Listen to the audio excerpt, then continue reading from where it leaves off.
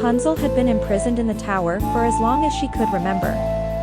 She had never set foot outside, and the only people she saw were the wicked sorceress who had taken her captive and the servants who brought her food and supplies.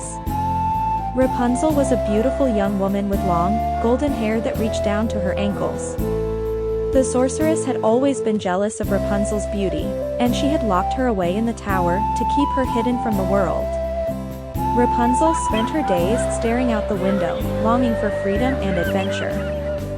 She often sang to pass the time, and her beautiful voice carried far across the kingdom.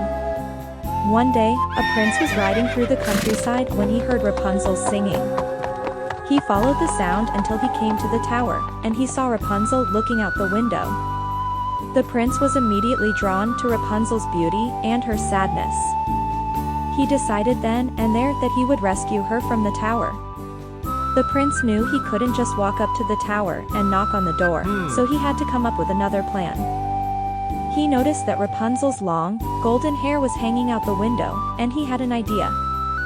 He went to the base of the tower and called up to Rapunzel. "Rapunzel, Rapunzel, let down your hair." Rapunzel was surprised to hear someone calling to her, and she hesitated at first. But the prince promised her that he meant her no harm, and he promised to help her escape from the tower.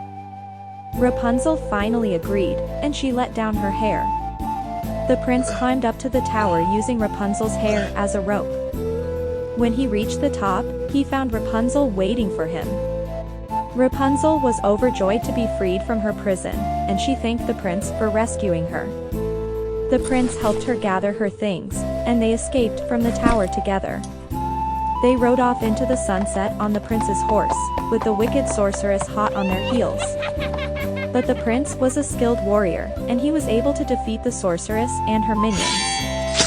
Rapunzel and the prince traveled far and wide, having all sorts of adventures and defeating all sorts of villains.